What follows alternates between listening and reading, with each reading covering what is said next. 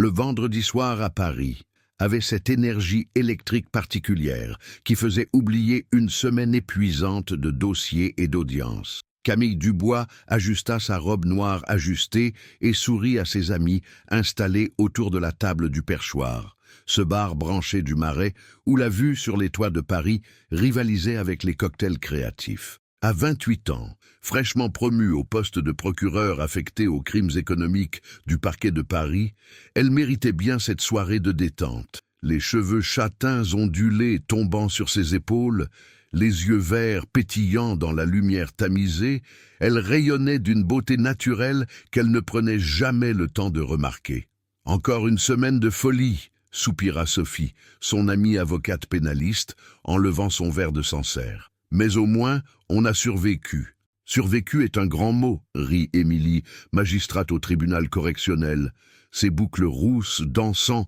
alors qu'elle gesticulait avec emphase. « Moi, j'ai cru mourir d'ennui pendant l'audience de ce matin, 3 heures sur une histoire de fraude fiscale. » Camille but une gorgée de vin, savourant la fraîcheur acidulée sur sa langue. « Parlant de fraude, vous avez entendu parler du nouveau commissaire qui vient d'arriver à la brigade de répression de la délinquance économique et financière ?»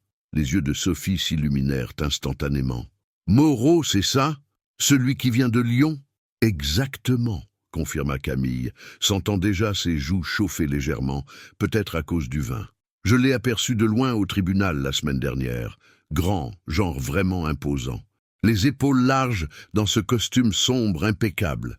Et, pressa Émilie, se penchant en avant avec un sourire complice. Camille hésita une seconde, puis le vin et la complicité entre amis eurent raison de sa retenue habituelle. Et j'ai eu des pensées absolument pas professionnelles. Je veux dire, il a cette allure tellement sérieuse, contrôlée, autoritaire même. Et je me suis surprise à me demander s'il maintient cette posture dans tous les aspects de sa vie, ou si... Elle s'interrompit, cherchant ses mots, un sourire coquin aux lèvres. « Enfin, vous voyez ce que je veux dire. Est-ce qu'au lit, il garde ce contrôle total, ou est-ce que... » La phrase mourut dans l'air. Sophie et Émilie étaient devenues pâles, comme des linges, leurs regards fixés sur un point derrière Camille. Une expression d'horreur pure se peignit sur leur visage. Le cœur de Camille fit un bond dans sa poitrine. Non, ce n'était pas possible. Lentement, très lentement, elle tourna la tête par-dessus son épaule. À la table adjacente, à moins de 2 mètres, un homme était assis seul devant un verre de whisky ambré. Grand même assis, on le devinait facilement. Les cheveux châtains foncés, coupés courts, impeccables, une mâchoire carrée, sculptée, qui se contracta légèrement quand leurs regards se croisèrent. Et ses yeux, mon Dieu, ses yeux bleus perçants qui la fixaient avec une intensité qui lui coupa littéralement le souffle. Il portait une chemise blanche aux manches roulées jusqu'au coude, révélant des avant-bras musclés, et même dans cette tenue décontractée, il dégageait une autorité naturelle qui la figea sur place.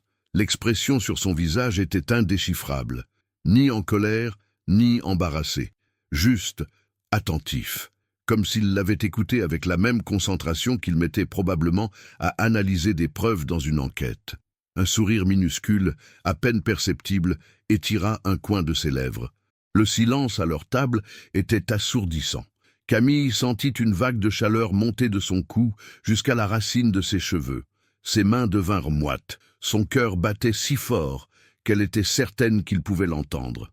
L'homme se leva avec une fluidité gracieuse pour quelqu'un de sa stature, 1,88 m facilement, peut-être plus.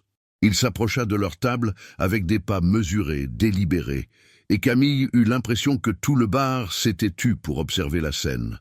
Arrivé à leur hauteur, il tendit la main vers elle. « Commissaire Julien-Baptiste Moreau », dit-il d'une voix grave, profonde, qui résonna quelque chose de primitif en elle. « Brigade de répression de la délinquance économique et financière, et vous devez être Madame le procureur Camille Dubois. » Camille se leva maladroitement, manquant renverser son verre, et serra la main qu'il lui offrait. La paume était chaude, ferme, calleuse, une poignée de main confiante qui dura 1 seconde de trop. Elle croisa son regard et y vit quelque chose qui la fit frissonner. De l'amusement certainement, mais aussi autre chose, quelque chose de plus sombre, plus intense. « Oui, c'est moi, » balbutia-t-elle, détestant la façon dont sa voix tremblait légèrement. Écoutez, je suis vraiment désolé, je ne savais pas que vous étiez à portée d'oreille. Il arqua un sourcil, ce demi-sourire toujours présent.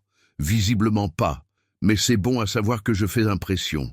Les joues de Camille étaient en feu. Ce n'est pas ce que je voulais dire. Enfin, ce n'était qu'une conversation entre amis, rien de sérieux. Il inclina légèrement la tête, l'étudiant avec cette même intensité dérangeante. En tout cas, puisque nous allons travailler ensemble sur le dossier Bouygues, je propose que nous maintenions les choses strictement professionnelles. Du moins, au début. Le cœur de Camille fit un nouveau bond. Au début?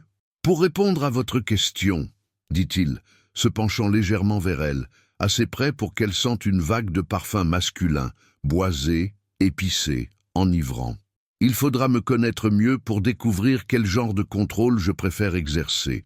Mais je peux vous assurer d'une chose, Madame le procureur. Il marqua une pause, ses yeux bleus plongeant dans les siens avec une intensité qui la cloua sur place. Je suis toujours très, très minutieux dans tout ce que je fais. L'implication était claire, délibérée, dévastatrice. Camille sentit ses jambes flageoler.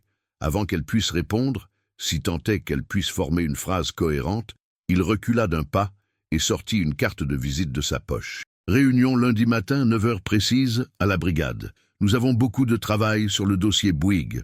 Il déposa la carte sur la table devant elle. Et, Madame le procureur, apportez ce même enthousiasme pour le travail. J'apprécie les collaborateurs passionnés. Sur ces mots, il hocha poliment la tête vers Sophie et Émilie, qui n'avaient pas prononcé un mot, et retourna à sa table. Il déposa quelques billets, attrapa sa veste de costume accrochée au dossier de sa chaise et quitta le bar sans un regard en arrière. Camille se rassit lourdement, les jambes en coton. Pendant 30 secondes, personne ne parla. Puis, Sophie explosa. « Putain de merde !»« Sophie !» siffla Émilie, bien qu'elle-même semblait sous le choc. « Non mais sérieusement !» continua Sophie, les yeux écarquillés. C'était quoi ça? C'était comme regarder deux prédateurs se jauger. Camille porta ses mains à son visage, sentant la chaleur irradier de sa peau. « Je vais mourir, simplement mourir. Comment je vais pouvoir le regarder en face lundi ?»« En face ?» rit Émilie, retrouvant son souffle. « Ma chérie, ce type ne t'a pas regardé en face. Il t'a dévoré des yeux. » Et cette dernière réplique, Sophie agita la main devant son visage comme pour se rafraîchir. « Minutieux dans tout ce qu'il fait ? Mon Dieu, Camille, si tu ne sautes pas sur cet homme, moi je le fais. »« C'est mon supérieur hiérarchique !» protesta Camille, bien que sa protestation sonnât faible, même à ses propres oreilles. « Je vais devoir travailler avec lui quotidiennement sur le plus gros dossier de corruption que Paris ait vu depuis des années. Je ne peux pas, nous ne pouvons pas. »« Tu ne peux pas quoi ?» demanda Sophie avec un sourire entendu. « Avoir des pensées, pas professionnelles ? Parce que, ma belle, je pense que ce train a déjà quitté la gare. » Camille attrapa son verre et le vida d'un trait. Sophie avait raison. Quelque chose venait de se passer entre elle et Julien Moreau. Quelque chose d'électrique, de dangereux, d'absolument inapproprié. Et le pire, c'est qu'elle n'arrivait pas à décider si elle était terrifiée ou excitée. Probablement les deux. Le week-end passa dans un brouillard d'anxiété anticipée. Camille essaya de se concentrer sur la préparation du dossier Bouygues, un schéma complexe de blanchiment d'argent impliquant la célèbre entreprise de construction et plusieurs politiciens haut placés. Elle passa le samedi et le dimanche enfermée dans son appartement du 11e arrondissement, entourée de documents, de codes juridiques et de litres de café.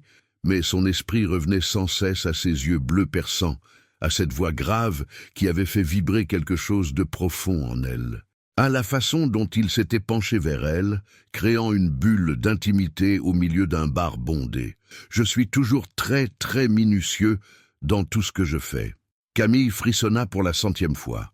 Elle se força à retourner aux documents juridiques, mais les mots dansaient sur la page sans former de sens cohérent. C'était ridicule. Elle était une professionnelle accomplie, reconnue pour son esprit analytique et sa rigueur. Depuis que son ex-fiancé Étienne l'avait quittée il y a 2 ans, lui reprochant d'être mariée à son travail, elle s'était encore plus investie dans sa carrière. Les promotions étaient devenues, les victoires s'accumulaient, et elle s'était convaincue que c'était suffisant, que le travail pouvait remplir le vide qu'Étienne avait laissé. Mais vendredi soir, en quelques minutes, Julien Moreau avait fait vaciller ses certitudes. Le lundi matin arriva trop vite. Camille se réveilla après une nuit agitée, des rêves troublants où des yeux bleus la poursuivaient dans des couloirs interminables. Elle choisit sa tenue avec un soin inhabituel, un tailleur pantalon gris anthracite avec une chemise en soie crème, élégant mais strictement professionnel. Elle attacha ses cheveux en un chignon bas, appliqua un maquillage discret et se regarda dans le miroir. Professionnelle, calme, compétente, se dit-elle à voix haute comme un mantra. Son reflet ne semblait pas convaincu. La brigade de répression de la délinquance économique et financière était située dans un immeuble haussmannien rénové près de la place de la République. Camille arriva à 8h45, délibérément en avance, voulant s'installer et retrouver son aplomb avant de revoir Julien. Elle fut accueillie par une jeune lieutenant, Nadia Belkacem, qui la conduisit à travers un dédale de couloirs, jusqu'à une salle de réunion spacieuse. Des tableaux blancs couvraient les murs, déjà remplis de photos, de diagrammes, de connexions dessinées entre différents suspects du dossier Bouygues. Le commissaire arrive dans quelques minutes, informa Nadia avec un sourire professionnel. Café, s'il vous plaît, répondit Camille, reconnaissante. Noir, sans sucre. Seule dans la salle de réunion, Camille s'approcha des tableaux. Le travail était impressionnant, méthodique, détaillé, chaque connexion vérifiée et documentée. Elle reconnut certains des suspects qu'elle avait identifiés dans son propre travail préliminaire, mais Julien avait clairement approfondi l'investigation. « Vous avez trouvé des erreurs ?» La voix grave derrière elle la fit sursauter. Elle se retourna vivement. Julien se tenait dans l'embrasure de la porte, appuyé contre le chambranle, avec une décontraction trompeuse. Il portait un costume bleu marine impeccable, une chemise blanche, une cravate bordeaux, les cheveux parfaitement coiffés. Mais c'étaient ses yeux qui la capturèrent, ce même regard intense du vendredi, comme s'il lisait chaque pensée qui traversait son esprit. « Non », réussit-elle à dire, sa voix heureusement stable. « C'est du bon travail, très complet. Merci. » Il entra dans la pièce, et soudain l'espace sembla rétrécir. Il ferma la porte derrière lui, pas complètement, juste assez pour créer une illusion d'intimité, et s'approcha d'elle. « Nous avons beaucoup à discuter sur ce dossier, mais d'abord, il s'arrêta à 1 mètre d'elle, glissant les mains dans ses poches. Un geste qui aurait pu sembler décontracté sur quelqu'un d'autre, mais sur lui, cela ne fit qu'accentuer la largeur de ses épaules, la puissance contenue dans ce corps. Je voulais m'excuser pour vendredi soir. Camille cligna des yeux, surprise. Vous excusez ? Je vous ai mise dans une situation embarrassante. J'aurais pu faire semblant de ne rien avoir entendu. Vous épargnez la gêne. Il inclina légèrement la tête. Mais je ne suis pas doué pour faire semblant. Camille prit une grande inspiration. C'est moi qui devrais m'excuser. Ce que j'ai dit était complètement inapproprié. Je ne parlais pas sérieusement. C'était juste une conversation entre amis après quelques verres.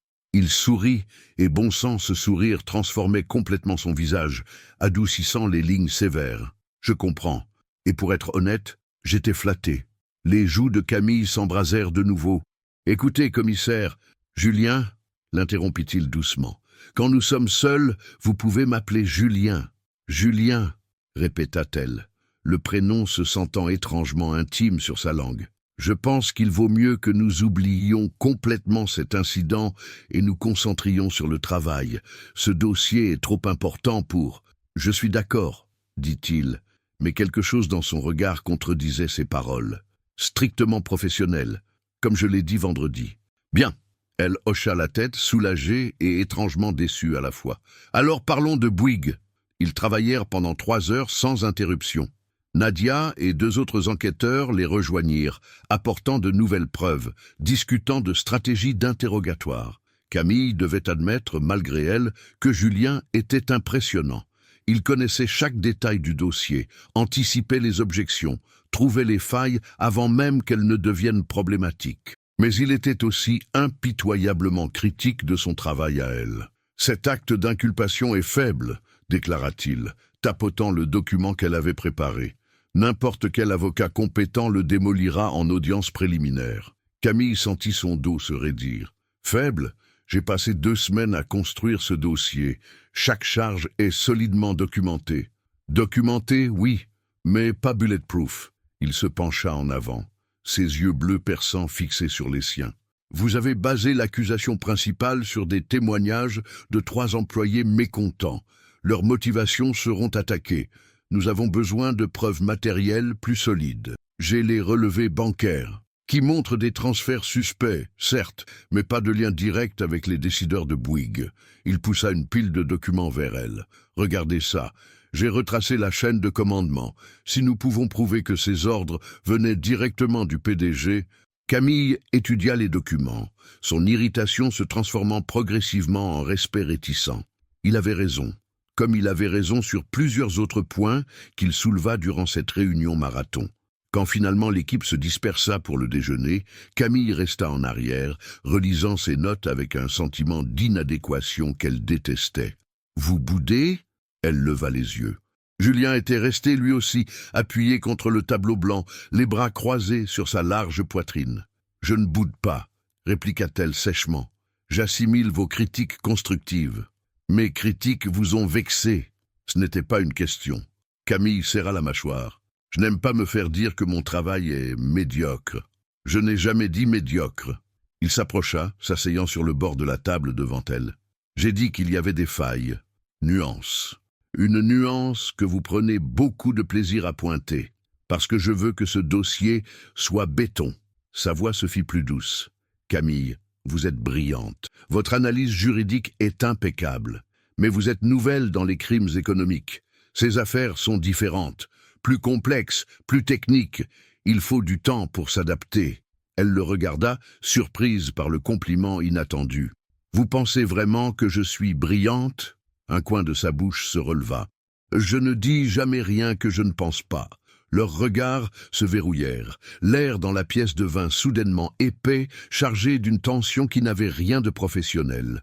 Camille sentit son cœur accélérer, sa respiration devenir légèrement irrégulière. Julien ne bougeait pas, mais son regard descendit brièvement vers ses lèvres, avant de remonter vers ses yeux. La porte s'ouvrit brusquement. « Commissaire, on a du nouveau sur le témoin Mercier. » Nadia s'arrêta net en les voyant, une expression perplexe traversant son visage. « Oh, pardon, je ne voulais pas interrompre. »« Vous n'interrompez rien, » dit Julien, se levant fluidement. Mais son regard resta sur Camille 1 seconde de trop. Qu'est-ce qu'il y a avec Mercier ?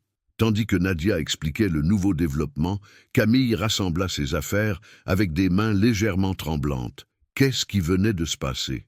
Un moment. Un simple moment où il s'était regardé et le monde s'était réduit à ses yeux bleus hypnotiques. « Strictement professionnel », murmura-t-elle pour elle-même en quittant la salle de réunion. Mais elle savait que c'était un mensonge. Les semaines suivantes établirent un rythme épuisant. Camille et Julien se voyaient presque quotidiennement. Réunions à la brigade, audiences préliminaires au tribunal, interrogatoires de témoins. Ils formaient une équipe efficace, leurs compétences se complétant malgré les frictions occasionnelles, ou peut-être à cause d'elles. Parce que, sous la surface professionnelle, quelque chose couvait, des regards qui duraient trop longtemps, des mains qui se frôlaient accidentellement en passant des documents, des conversations qui dérivaient vers des sujets personnels durant les longues soirées de travail. Camille apprit que Julien avait divorcé 2 ans auparavant, sa femme l'ayant trompé avec un collègue de la police. « C'est pour ça que vous avez quitté Lyon ?» demanda-t-elle un soir, alors qu'ils étaient seuls dans la salle de réunion, passant en revue des preuves. Partiellement, il ne leva pas les yeux des documents. « J'avais aussi besoin d'un nouveau défi. Lyon devenait étouffant. Je comprends. » Elle hésita. « Mon ex-fiancé m'a quitté pour les mêmes raisons. Il disait que j'étais marié à mon travail. » Cette fois, Julien leva la tête. Il était jaloux de votre réussite. Peut-être, Camille sourit tristement. Ou peut-être qu'il avait raison. Je m'investis tellement dans ma carrière que je n'ai plus de place pour rien d'autre. Ce n'est pas nécessairement un défaut. Les yeux de Julien s'adoucirent. La passion pour son travail, c'est admirable. Vous dites ça parce que vous êtes pareil. Exactement. Il sourit, et elle sentit son cœur faire un bond. Nous sommes tous les deux workaholiques, Au moins, nous nous comprenons.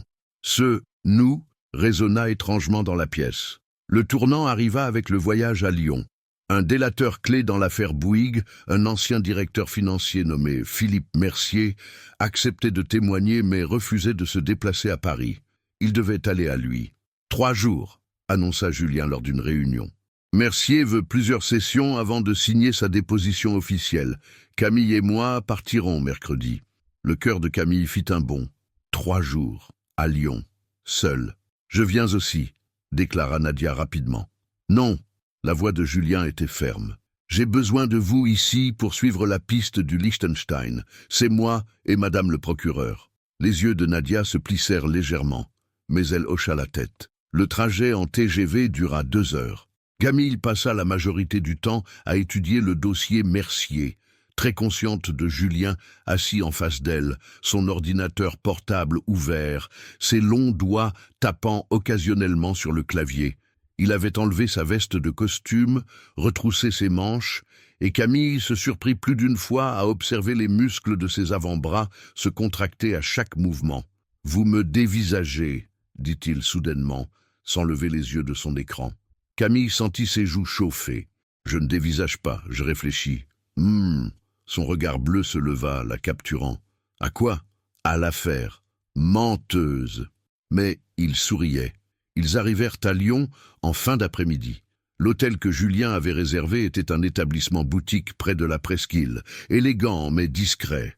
À la réception, on leur remit 2 clés. « Chambre 412 et 414 », annonça la réceptionniste avec un sourire professionnel. « Côte à côte, comme demandé, côte à côte. » Camille sentit sa gorge se serrer. Elle prit sa clé, évitant soigneusement de croiser le regard de Julien. Les chambres étaient effectivement adjacentes, séparées seulement par un mur. Camille put entendre Julien se déplacer dans la sienne pendant qu'elle défaisait sa valise. Chaque son, l'eau qui coulait, les pas sur le parquet, le grincement du lit quand il s'y assit probablement, semblait amplifié, intime. Ils se retrouvèrent dans le hall 1 heure plus tard pour le premier entretien avec Mercier. L'ancien directeur financier était un homme nerveux dans la 50aine, des cheveux gris clairsemés et des lunettes qui glissaient constamment sur son nez. L'entretien dura 3 heures. Mercier livra des informations explosives sur le schéma de blanchiment, impliquant directement le PDG de Bouygues et 2 ministres.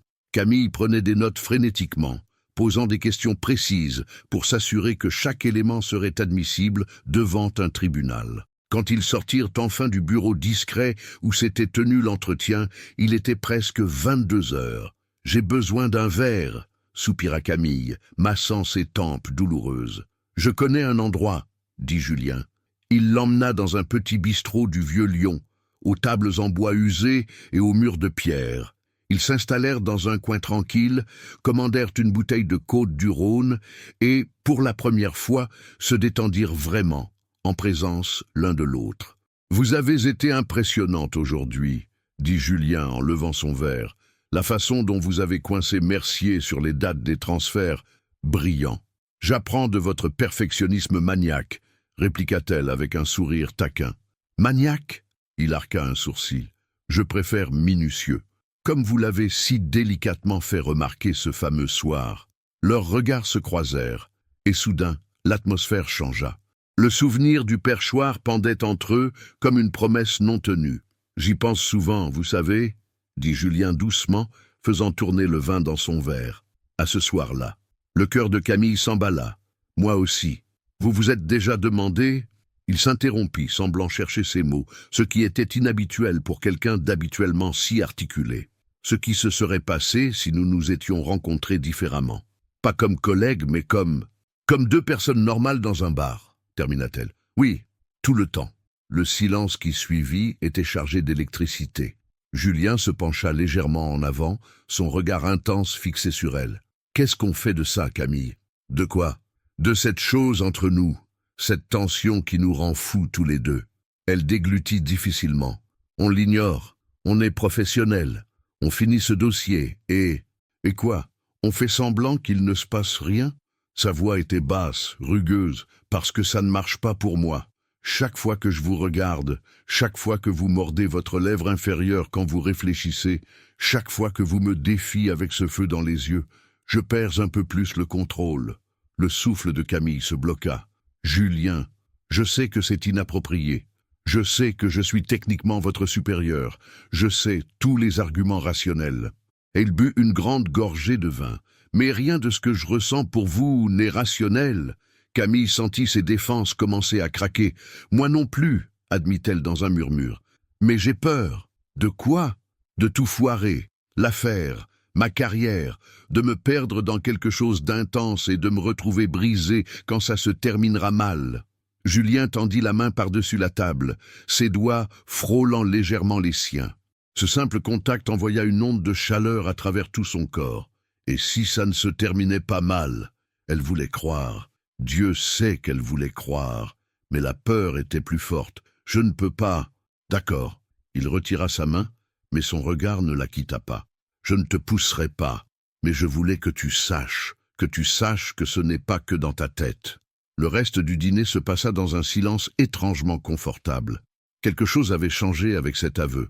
Une ligne avait été franchie, même si physiquement il restait de chaque côté de la table.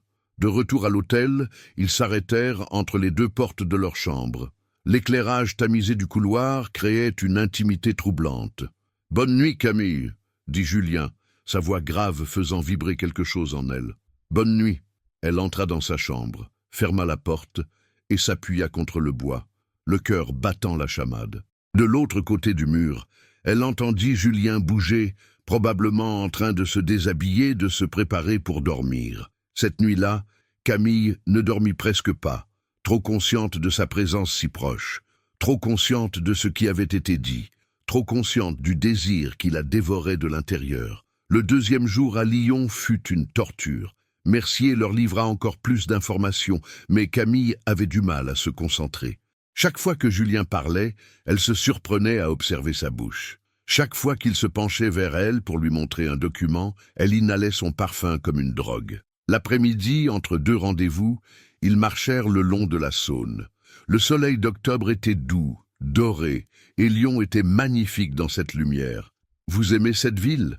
demanda Camille, essayant de maintenir une conversation neutre. « J'aimais », corrigea Julien. « Maintenant, elle est associée à trop de souvenirs douloureux, votre ex-femme.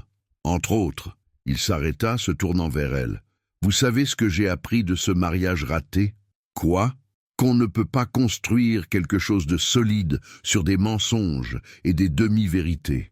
Elle m'a caché tellement de choses, et quand tout s'est effondré, j'ai réalisé que je ne l'avais jamais vraiment connue. » Camille sentit son cœur se serrer. « C'est pour ça que vous êtes si méfiant maintenant. Peut-être, » il reprit la marche, « ou peut-être que j'attends juste de rencontrer quelqu'un avec qui je n'ai pas besoin de jouer un rôle, quelqu'un qui me voit tel que je suis et reste quand même. Je pense que cette personne serait chanceuse, » dit-elle doucement. Il s'arrêta de nouveau, se tournant pour la regarder avec une telle intensité qu'elle en eut le souffle coupé. « Camille !» Son téléphone sonna. Julien jura tout bas, sortant l'appareil de sa poche. « C'est la brigade, il faut que je réponde. » Le moment était brisé. Ce soir-là, ils dînèrent dans le restaurant de l'hôtel. La conversation resta prudemment professionnelle, mais la tension sous-jacente était palpable. Camille commanda une sole meunière, Julien un magret de canard, et ils partagèrent une bouteille de Châteauneuf-du-Pape qui coûtait probablement une petite fortune. « Encore une journée ici, puis on rentre ?» dit Julien en finissant son verre. « Mercier signe demain matin. »« Ouais. » Camille sentit une étrange déception. Malgré la tension, malgré la difficulté de ce voyage, une partie d'elle ne voulait pas que ça se termine. Ils montèrent ensemble dans l'ascenseur. Julien appuya sur le bouton du 4e étage. Les portes se fermèrent, et soudain, l'espace confiné sembla rétrécir. Camille était hyper consciente de chaque centimètre entre eux. De la façon dont les doigts de Julien tapotaient doucement sa cuisse, de la tension dans ses épaules. « Tu es tendu, remarqua-t-il. C'est juste, tout ce travail, toute cette pression. Camille, regarde-moi. » Elle leva les yeux. Erreur, parce que dans ce regard bleu, elle vit un désir nu, brut, qui lui coupa le souffle. Si tu me demandes de te toucher, dit-il d'une voix rauque, je ne pourrai pas m'arrêter. Le cœur de Camille battait si fort qu'elle était certaine qu'il pouvait l'entendre. L'ascenseur s'arrêta. Les portes s'ouvrirent. 4e étage. Camille sortit précipitamment, marchant rapidement vers sa chambre. Elle chercha frénétiquement sa carte-clé dans son sac.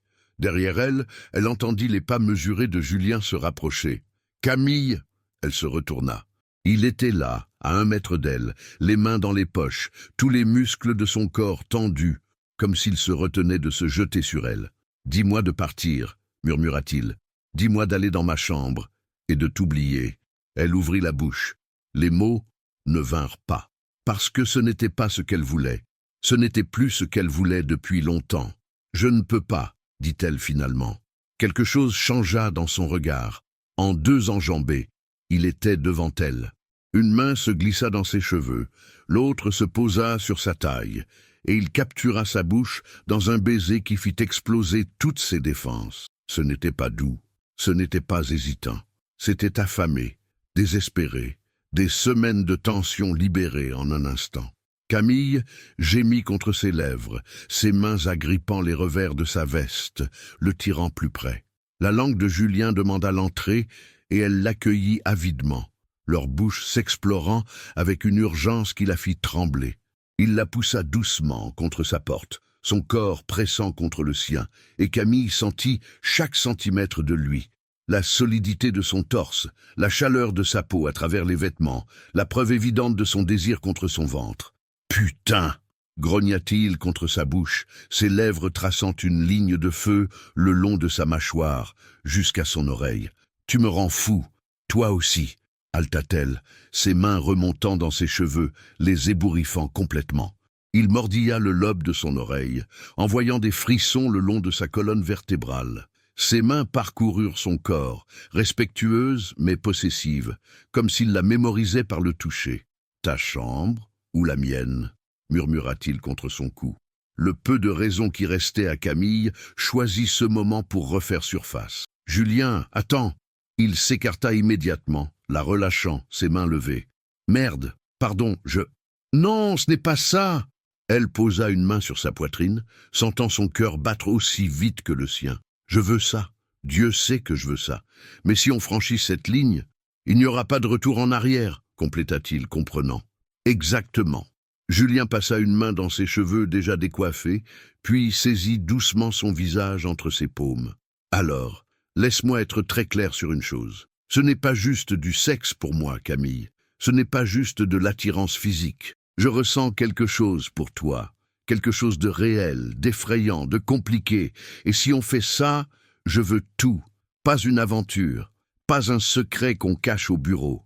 Tout. » Les larmes brûlèrent les yeux de Camille. « J'ai peur, moi aussi. » Il appuya son front contre le sien. « Mais j'en ai plus peur de te perdre sans avoir essayé. » C'était le moment où elle pouvait reculer, retourner dans sa chambre seule, maintenir les murs qu'elle avait si soigneusement construits depuis 2 ans. Le moment où elle pouvait choisir la sécurité, où elle pouvait sauter. Camille prit une grande inspiration et sortit sa carte-clé de son sac. « Entre !» Le soulagement et le désir qui traversèrent le visage de Julien lui coupèrent le souffle. Il n'attendit pas qu'elle le dise 2 fois. Elle déverrouilla la porte et ils trébuchèrent ensemble dans la chambre, leurs bouches se retrouvant instantanément, leurs mains partout. La veste de Julien atterrit quelque part sur le sol. Ses doigts trouvèrent les boutons de la chemise de Camille, les défaisant avec une lenteur torturante, tandis qu'il déposait des baisers sur chaque centimètre de peau révélée. « Tu es magnifique », murmura-t-il contre le creux de sa gorge. « Tellement magnifique !» Camille laissa échapper un son entre le rire et le sanglot, submergé par l'intensité de tout cela. Julien se figea immédiatement. « Ça va? On peut s'arrêter si… » « Non !» Elle captura sa bouche dans un baiser féroce. « Ne t'arrête pas, s'il te plaît, ne t'arrête pas !» Ce furent les derniers mots cohérents qu'elle prononça pendant un long moment. Plus tard, beaucoup plus tard, ils étaient étendus dans le lit défait, les corps encore entrelacés, les respirations lentement redevenant normales. La chambre baignait dans la lumière tamisée de la lampe de chevet, créant des ombres douces sur leur peau nue. Julien traçait des motifs paresseux sur le dos de Camille, sa tête reposant sur sa poitrine. Elle pouvait entendre son cœur battre sous son oreille, un rythme régulier et apaisant. « À quoi tu penses ?» demanda-t-il doucement. « Que je n'aurais jamais imaginé que ma soirée au perchoir mènerait à ça. » Elle sentit son rire rumbler à travers son torse. « Moi non plus. Bien que je doive admettre, tu as piqué ma curiosité dès cette première phrase. » Camille leva la tête pour le regarder, les joues rougissantes. « Laquelle? Celle sur ton contrôle ou celle où tu disais avoir eu des pensées pas professionnelles ?» Ses yeux bleus pétillèrent d'humour. J'étais flatté et intrigué en même temps. Tu savais exactement ce que tu faisais avec cette remarque sur être minutieux, n'est-ce pas? Absolument. Il sourit sans honte. Et pour répondre officiellement à ta question d'origine, oui, je peux être très contrôlé, mais avec toi. Il roula, la mettant sous lui, l'embrassant profondément. Avec toi, je perds tout contrôle. Et il le prouva à nouveau. Le lendemain, le réveil fut étrange. Merveilleux mais étrange. Camille se réveilla enveloppée dans les bras de Julien, son corps solide pressé contre son dos, et pendant un moment glorieux, elle se permit juste de savourer la sensation. Puis, la réalité revint. Il devait rencontrer Mercier dans 2 heures. Il devait être professionnel. Il devait... « Je t'entends penser d'ici », murmura Julien contre son oreille, sa voix rauque de sommeil. « Comment on fait ça, Julien? Comment on retourne au bureau et on fait semblant que rien n'a changé? » On ne fait pas semblant. Il l'embrassa sur l'épaule. On est discret, mais on ne ment pas. Je refuse de cacher ce que je ressens pour toi. La Corregidora, on trouvera un moyen de gérer ça.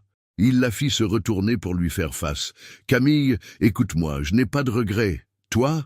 Elle le regarda, ses yeux bleus qui l'avaient captivé dès le premier instant, ce visage sévère qui s'adoucissait quand il la regardait, cette bouche qui avait exploré chaque centimètre d'elle la nuit précédente. « Aucun regret, » dit-elle fermement. Le sourire qu'il lui donna aurait pu alimenter Paris en électricité pendant 1 mois. Mais le retour à Paris apporta la réalité avec une brutalité inattendue. Quelqu'un, ils ne surent jamais qui, avait vu Julien entrer dans la chambre de Camille à Lyon. Des rumeurs commencèrent à circuler, d'abord douces, puis de plus en plus insistantes. « On me demande si c'est vrai », dit Camille un soir, debout dans l'appartement de Julien, les bras serrés autour d'elle. « Les gens à la cour me regardent différemment. » Julien s'approcha, posant ses mains sur ses épaules. « On dira la vérité. On est ensemble. Ça n'affecte pas notre travail. Tu ne comprends pas. » Elle s'écarta, la frustration perçant dans sa voix. « Je viens d'être promu. Les gens cherchent déjà des raisons de me dénigrer. Et maintenant ils diront que j'ai couché avec le commissaire en charge du dossier pour... Personne ne dira ça. Si, ils le diront, parce que c'est toujours ce qu'ils disent quand une femme réussit. Il doit y avoir un homme derrière. Alors on le prouvera faux. Ton travail parle de lui-même, Camille. Et si ça ne suffit pas... » Sa voix se brisa. « Et si la Corregidora décide que notre relation est inappropriée, il pourrait te transférer, il pourrait me retirer du dossier. 2 ans de travail jetés à la poubelle. » Le silence qui suivit fut pesant. « Tu regrettes ?» dit finalement Julien, sa voix étrangement plate. « Non, je ne regrette pas nous, je regrette que ce soit si compliqué. C'est la vie, Camille, c'est toujours compliqué. » La question est de savoir si on affronte ça ensemble ou si on laisse la peur gagner. Elle le regarda, les larmes brûlant ses yeux. Je ne sais pas comment faire les deux. Être avec toi et protéger ma carrière. Alors, choisis. Le mot tomba comme une sentence. Camille secoua la tête. Ce n'est pas juste. Non, ce n'est pas juste. Mais c'est où on en est. Il passa une main fatiguée sur son visage. Je ne peux pas être ton secret, Camille. Je ne peux pas te cacher comme si j'avais honte de nous. J'ai fait ça dans mon mariage, ignorer les problèmes, faire semblant que tout allait bien. Et regarde comment ça s'est terminé. Donc tu me forces à choisir, ma carrière ou toi? Je ne te force à rien.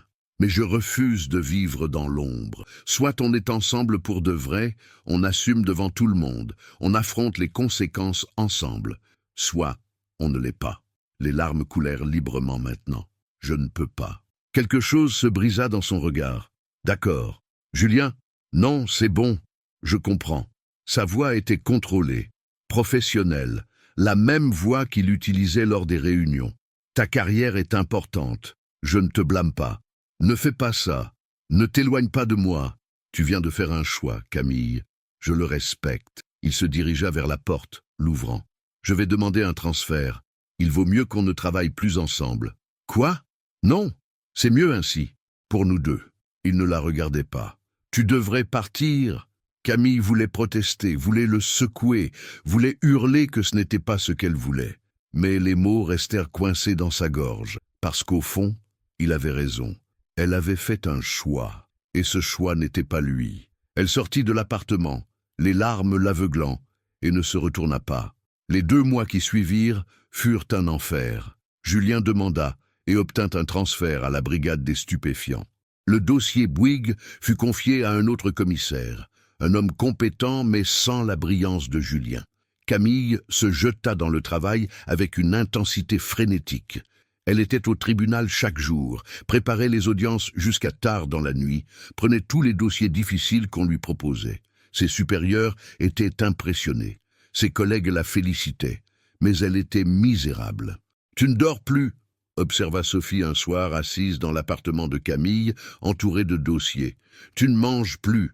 Tu travailles comme une possédée. »« Je vais bien. » »« Bullshit. » Sophie ferma le dossier que Camille tenait. « Tu es malheureuse, et je peux te dire exactement pourquoi. »« Sophie, il t'aime, Camille. Tout le monde le voyait sauf toi. Et tu l'aimes aussi. Ce n'est pas si simple. »« C'est exactement aussi simple. » Sophie prit ses mains. « Tu as passé 2 ans à construire des murs après Étienne. Julien était la première personne que tu as laissé entrer vraiment. Et tu as eu peur. Alors tu l'as poussé dehors. Je protégeais ma carrière. Tu te protégeais, toi, de la vulnérabilité, de la possibilité d'être blessé encore. » Sophie serra ses doigts. « Mais regarde-toi maintenant. Tu t'es blessé toi-même bien plus qu'il ne l'aurait jamais pu faire. » Camille sentit les larmes monter. « Je ne sais pas comment réparer ça. Tu commences par lui dire la vérité, que tu as eu peur, que tu regrettes, que tu l'aimes. Et s'il ne veut plus de moi? Et si ?» Sophie sourit doucement. « Au moins tu sauras. Au moins tu auras essayé. » Cette nuit-là, Camille resta éveillée, fixant le plafond, les paroles de Sophie résonnant dans sa tête. Sophie avait raison. Elle avait laissé la peur gagner. Elle avait repoussé la meilleure chose qui lui soit arrivée parce qu'elle avait trop peur de la perdre. C'était idiot. C'était lâche. Et elle allait le corriger. Le procès Bouygues arriva à son dénouement 2 mois après la séparation. C'était l'audience finale, celle qui déciderait du sort des accusés. Camille avait travaillé jour et nuit sur son plaidoyer final, perfectionnant chaque argument, anticipant chaque objection. Elle arriva au tribunal de grande instance de Paris 1 heure avant l'audience, vêtue de son tailleur noir le plus strict, les cheveux tirés en un chignon serré, professionnelle, contrôlée, prête. La salle d'audience se remplit rapidement. Journalistes, partie civile, avocats de la défense, collègues. C'était le procès de l'année. Tous les regards seraient sur elle. « Prête ?» demanda son assistante, Marie. « Aussi prête que je peux l'être. » Camille jeta un dernier regard aux notes qu'elle avait préparées. Puis elle entra dans la salle d'audience, la tête haute, ignorant les murmures qui s'élevèrent sur son passage. Le juge fit son entrée. Tout le monde se leva. L'audience commença. Camille plaida pendant 3 heures. Elle présenta les preuves méthodiquement, décortiqua les mensonges de la défense, traça la piste de l'argent blanchi avec une précision chirurgicale. Elle utilisa tout ce que Julien lui avait appris, la patience, l'attention aux détails, la construction implacable d'un argumentaire sans faille. Quand elle termina, le silence dans la salle était absolu. Même les avocats de la défense semblaient ébranlés. Le juge se retira pour délibérer. Camille sortit de la salle d'audience, les jambes tremblantes d'adrénaline et d'épuisement. C'était fini. Elle avait fait de son mieux. Le reste était entre les mains de la justice. Elle s'appuya contre le mur du couloir, fermant les yeux, laissant la tension s'écouler hors d'elle, brillant. Ses yeux s'ouvrirent brusquement. Julien était là, à quelques mètres, appuyé contre la rampe. Il portait un costume gris sombre, une cravate bleu marine, et avait l'air fatigué mais beau à couper le souffle. « Julien, » réussit-elle à dire, le cœur battant la chamade, « qu'est-ce que tu fais ici? Je ne pouvais pas rater ça. » Il s'approcha lentement. Ton moment de gloire, ce n'est pas mon moment de gloire. C'est juste un cas sur lequel nous avons travaillé ensemble pendant des mois. Je sais. Il s'arrêta devant elle. Tu as utilisé l'approche que je t'avais suggérée pour le témoignage de Mercier. Tu écoutais du début à la fin. Ses yeux bleus la transpercèrent. Tu étais magnifique là-dedans, féroce, brillante, implacable, tout ce que je savais que tu étais. Les larmes brûlèrent les yeux de Camille. Julien, Laisse-moi parler d'abord. Il prit une grande inspiration. J'ai eu tort de te forcer à choisir, de te donner un ultimatum. C'était injuste et égoïste. Tu avais toutes les raisons d'avoir peur et au lieu de te rassurer, je t'ai repoussé. Non, tu avais raison. Les mots jaillirent d'elle dans une précipitation.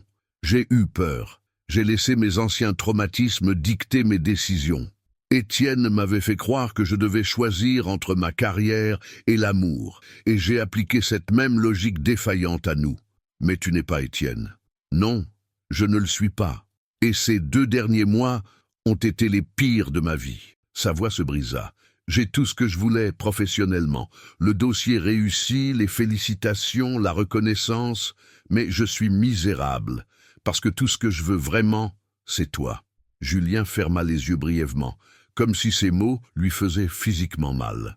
Quand il les rouvrit, il brillait d'une émotion brute. « Je t'aime », dit-il simplement. « Je t'aime depuis cette stupide soirée au perchoir, où tu as dit des choses scandaleuses sur moi, et où je n'ai pas pu te sortir de ma tête. Je t'aime quand tu m'envoies chier dans les réunions. Je t'aime quand tu défends tes positions avec ce feu dans les yeux. Je t'aime quand tu dors dans mes bras et que tu parles en dormant de code juridique. Je t'aime, complètement, inconditionnellement. » Les larmes coulaient librement sur les joues de Camille maintenant. « Je t'aime aussi, tellement. Et je suis tellement désolé d'avoir eu peur, d'avoir douté de nous. Alors ne doutons plus. » Il s'avança, prenant son visage entre ses mains. « Je m'en fous de ce que les gens diront. Je m'en fous si c'est compliqué. Je te veux, tout de toi, et je veux que tout le monde le sache. Moi aussi, murmura-t-elle. Je veux tout. » Il l'embrassa là, dans le couloir du tribunal, devant les collègues qui commençaient à sortir de la salle d'audience, devant les journalistes qui levèrent immédiatement leurs caméras, devant tout le monde. Et Camille s'en fichait. Elle enroula ses bras autour de son cou et l'embrassa en retour avec toute la passion, tout l'amour, toute la certitude qu'elle avait gardée enfermée pendant 2 mois. Quand ils se séparèrent, haletants, des applaudissements éclatèrent autour d'eux. Camille rit à travers ses larmes, cachant son visage dans le torse de Julien. « Tellement pour discret, » murmura-t-elle. « Au diable discret, » répondit-il, l'embrassant encore. « Je veux que tout Paris sache que tu es à moi. »« Possessif, » le taquina-t-elle. « Minutieux, » corrigea-t-il avec ce demi-sourire qu'elle aimait tant. « Dans tout ce que je fais, tu te souviens ?» Elle rougit, se souvenant très bien. « Je m'en souviens. » Le verdict tomba 1 heure plus tard. Coupable sur tous les chefs d'accusation. Une victoire totale. Camille fut félicitée, embrassée, complimentée par une foule de collègues. Mais tout ce qu'elle voyait, c'était ses yeux bleus qui la regardaient de l'autre côté de la salle avec une fierté et un amour non déguisés. Plus tard, ce soir-là, dans l'appartement de Julien, ils célébrèrent. Champagne, rire et une conversation sérieuse sur comment naviguer leurs relations publiquement. « Je retourne à la brigade économique, » annonça Julien. « Mon ancien patron veut que je revienne, mais nous devrons informer officiellement la corregidora de notre relation. Il pourrait nous séparer. Peut-être il l'attira sur ses genoux, ou peut-être qu'ils verront ce que tout le monde a vu aujourd'hui au tribunal, que nous sommes professionnels, compétents, et que notre relation n'affecte pas notre travail. Sinon, elle l'améliore. Tu crois vraiment ça? Je sais ça. » Il embrassa son front. « Regarde ce que tu as fait aujourd'hui. Tu as gagné ce procès parce que tu es brillante, pas parce que je t'ai aidé. Ta carrière est à toi, Camille. Personne ne peut te l'enlever. » Elle appuya sa tête contre son épaule, sentant enfin la paix s'installer. « Je t'aime aussi. » Il resserra ses bras autour d'elle. Et pour répondre définitivement à ta question d'origine, elle leva la tête confuse. Quelle question? Son sourire devint carrément diabolique. Sur le contrôle, tu veux savoir? Camille sentit une onde de chaleur la traverser. Je pense que j'ai eu quelques aperçus à Lyon. Ah non. Il se leva, la soulevant avec lui. C'était juste un avant-goût. Laisse-moi te montrer la version complète. Et il tint sa promesse, minutieusement. 2 ans passèrent dans un tourbillon de victoires professionnelles et de bonheur personnel. Camille devint procureure générale adjointe, la plus jeune à ce poste dans l'histoire du parquet de Paris. Julien fut promu commissaire divisionnaire, dirigeant toute la brigade économique. Ils travaillaient ensemble occasionnellement, leur partenariat professionnel devenu légendaire dans les cercles judiciaires parisiens. Mais ce que les gens aimaient vraiment, c'était leur histoire d'amour. Elle était devenue presque mythique, la procureure qui avait fait des commentaires scandaleux sur le nouveau commissaire qu'il avait entendu, et comment cette rencontre embarrassante s'était transformée en un amour pour la vie.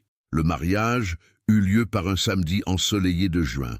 Cérémonie intime, seulement famille proche et amis chers. Sophie et Émilie étaient demoiselles d'honneur, portant des robes vert émeraude qui faisaient ressortir leurs yeux. Le frère de Julien était son témoin.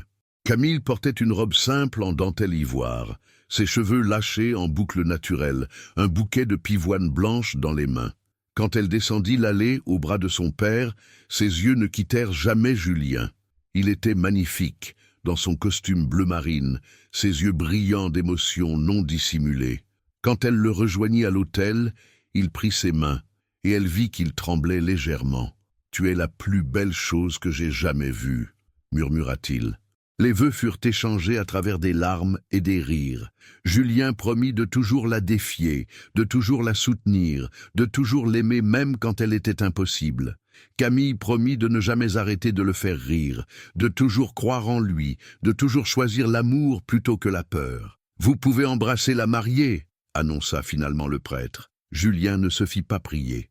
Il tira Camille dans ses bras et l'embrassa profondément, passionnément, devant tous leurs invités qui applaudirent et sifflèrent.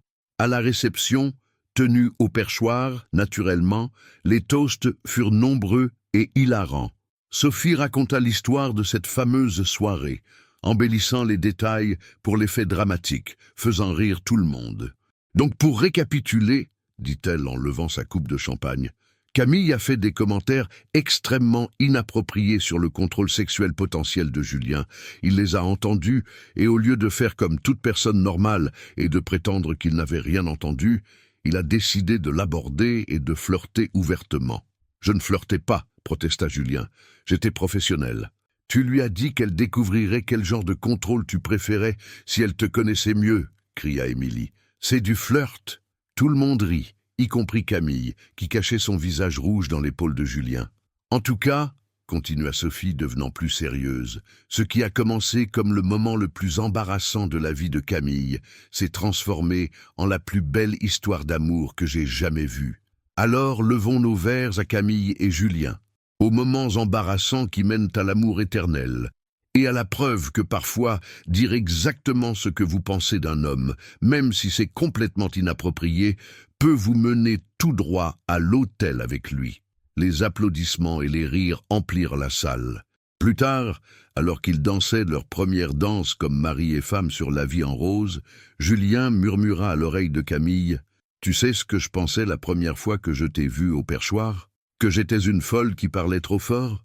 Non. » Il la fit tourner, la ramenant contre lui. « Je pensais, voilà une femme qui dit exactement ce qu'elle pense, qui ne se cache pas, qui est authentique. Et j'ai su à ce moment-là que tu serais soit ma plus grande erreur, soit ma plus grande aventure. » Et, il sourit, l'embrassant tendrement. « Meilleure aventure de ma vie, sans contestation. Même si ça a commencé avec moi te demandant essentiellement si tu étais dominant au lit devant un bar entier, surtout parce que ça a commencé comme ça. » Il rit. « Et pour info, tu as eu ta réponse maintenant, non ?» Camille rougit, se souvenant de nombreuses nuits où Julien lui avait effectivement montré son approche minutieuse et contrôlée de tout. Abondamment. Bien, il l'embrassa encore, plus profondément cette fois, parce que Madame Moreau, je compte passer le reste de ma vie à te le rappeler. Et il tint parole. 5 ans plus tard, un samedi après-midi paresseux, Camille était assise sur la terrasse de leur appartement du Marais, regardant Julien jouer avec leurs 2 enfants dans le petit jardin en contrebas. Léa, 4 ans, avait hérité des yeux bleus de son père et des cheveux châtains de sa mère. Thomas, 2 ans, était une copie conforme de Julien en miniature. « Papa, regarde !» cria Léa, montrant une fleur qu'elle venait de cueillir. « Elle est magnifique, ma princesse !» répondit Julien, la soulevant dans ses bras. « Comme toi !» Camille sourit, son cœur gonflant d'amour. Qui aurait cru?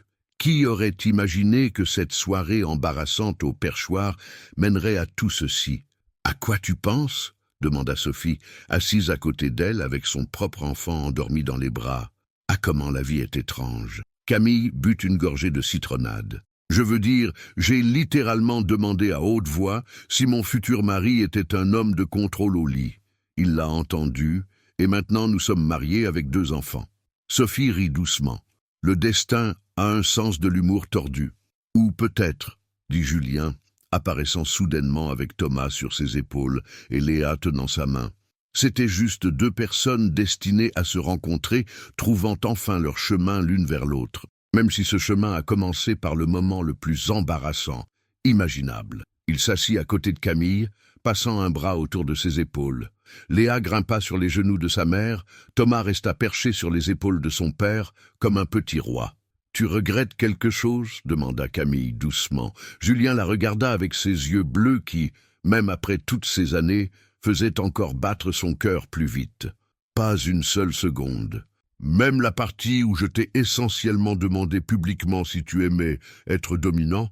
Il rit, l'embrassant sur la tempe. « Surtout cette partie, parce que ça m'a permis de savoir immédiatement que tu étais intéressé, et parce que ça a lancé la conversation la plus intéressante de ma vie. Papa, c'est quoi dominant ?» demanda innocemment Léa. Camille devint écarlate.